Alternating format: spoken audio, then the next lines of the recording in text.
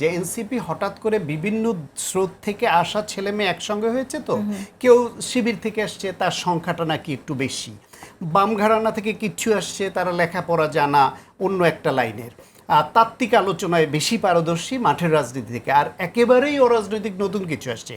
একেবারেই অরাজনৈতিক নতুন যারা, তাদের চিন্তায় ইম্যাচুরিটি থাকতে পারে, কিন্তু ওই বিভিন্ন ঘরানার উদ্দেশ্য সাধনের যে আকাঙ্ক্ষা এনসিপির মাধ্যমে, সেটা অন্তত থাকে না। এখন বিভিন্ন ঘরানা থেকে আসায় তাদের চিন্তা চেতনার যে ফাঁকটা, এইটা একটু বেশি হয়ে গেছে। আসলে কিংস পার্টি বলে আবার এনসিপিকে আবার বেশি হিউমিলেট করা হচ্ছে, বরং কিংস পার্টি হিসেবে না বললেও এইটা বলা যায় যে সরকারের আনুকূল্য তারা বেশি পেয়েছে বা স্নেহ বেশি পেয়েছে।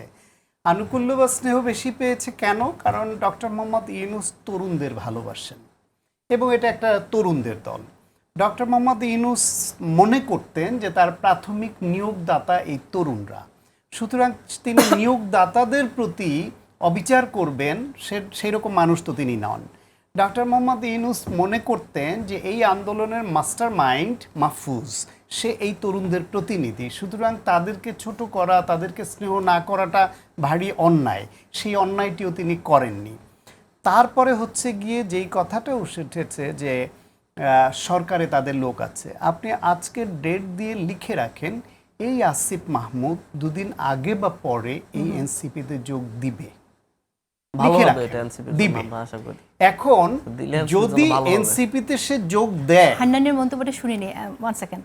আমি বললাম এরকম ছাত্র নেতারা যদি আমাদের এনসিপিতে আসে, এনসিপি আরো ভালো হবে, বিএনপিতে গেলে বিএনপি আরো শক্তিশালী হবে, জামাতে গেলে জামাত শক্তিশালী হবে। সে তরুণ কে টেনে নিতে পারে সেটা দেখার বিষয় আর কি। ওকে, আমি বলছি যে সে এনসিপিতে যোগ দিবে। নাহিদ এনসিপিতেই আসছে, মাহফুজ শেষ পর্যন্ত রাজনীতিতে এইভাবে থাকবে কিনা, কারণ দলের মধ্যে দল থাকে, তো দলের মধ্যে দল যে সেটা বিভিন্ন দলেই আছে, সব দলেই কম বেশি থাকে। এনসিপির নতুন দল হিসেবে খুব অল্প সময়ে সেটা স্পষ্ট হয়ে যাচ্ছে।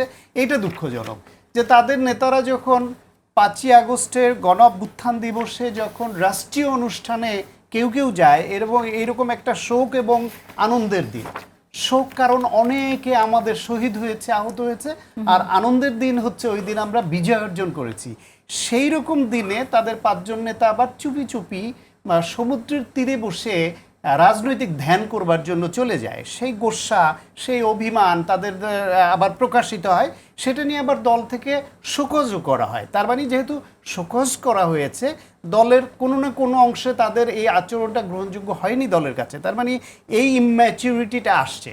আজকে নাসিরউদ্দিন পাটোয়ারী এবং হাসনাত আবদুল্লাহ ডিজিএফআইয়ের বিরুদ্ধে প্রকাশ্যে যেই বক্তব্য দেন, এবং নাসিরউদ্দিন পাটোয়ারী ডিজিএফআই এর সদর দপ্তর গুড়িয়ে দেওয়ার যে হুমকি দেন, এইটা মেঠো বক্তৃতায় হুমকি দেওয়ার তো বিষয় না, এটা রাষ্ট্রীয় সংস্কারের প্রশ্ন। ডিজিএফআই এর গুম এবং বিভিন্ন বিষয়ে 16 বছর যে অগ্রহণযোগ্য ভূমিকা রেখেছে, সেই সমালোচনা কিন্তু আমরা 16 বছর ধরে করেছি, কঠোরভাবে করেছি।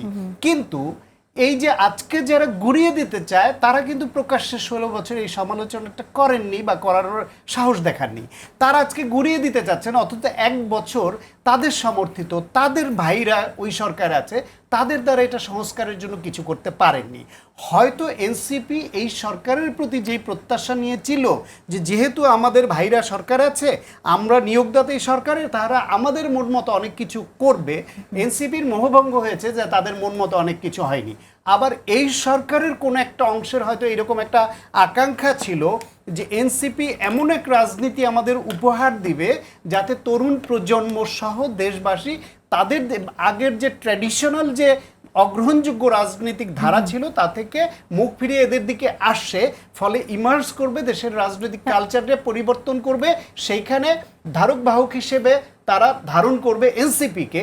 দেখছে যে সেই এনসিপিকে যে উদ্দেশ্যে তারা প্যাট্রোনাইজ করছিল, যে উদ্দেশ্যে তারা এনসিপিকে একটু স্নেহর বা বাড়ি বর্ষণ করছিল এনসিপির দিকে, সেই এনসিপি ইতিমধ্যে বিতর্কিত, ইতিমধ্যে দ্বিধা বিভক্ত। মূল কি কারণে এনসিপি বিতর্কিত হলো বলে আপনি মনে করেন?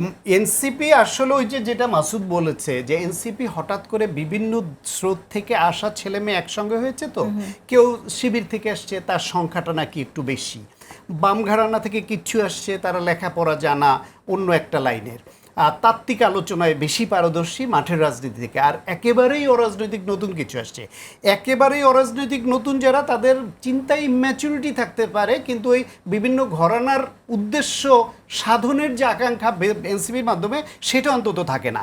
এখন বিভিন্ন ঘরানা থেকে আসায় তাদের চিন্তা চেতনার যে ফাঁকটা এইটা একটু বেশি হয়ে গেছে। আর একটা হচ্ছে গিয়ে এটা তো হতেই পারে, এটা তো হতেই পারে, একটা দলের মধ্যেও তো যখন গণতন্ত্র থাকবে তখন তো বিভিন্ন মত এবং থাকবে। তাদের হচ্ছে লোভ, আর হচ্ছে গিয়ে খুব দ্রুত ক্ষমতায় যেতে হবে, দ্রুত টাকার মালিক হতে হবে, এরকম আকাঙ্ক্ষা কাউকে কাউকে পেয়ে বসেছে।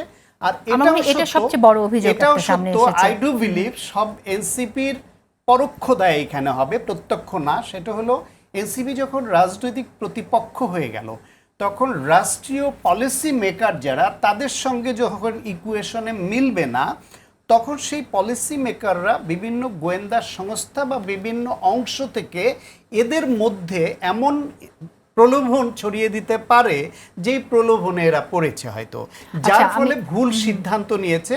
তারা যদি শুধুমাত্র আরেকটা পলিসিতে ভুল করেছে, এনসিপি শুধু তাদের ভালোটা এবং নতুন রাজনীতির বক্তব্য নিয়েই যদি মানুষের কাছে শুধু হাজির হতো, তাহলে যেরকম ধারা তৈরি হতে পারত, তারা সেইখানে বয়ান তৈরি কম করে, সময় কম দিয়ে তারা বেশি সময় ব্যয় করেছে অন্যের বদনাম করাকে এবং অন্যকে আক্রমণ করায়।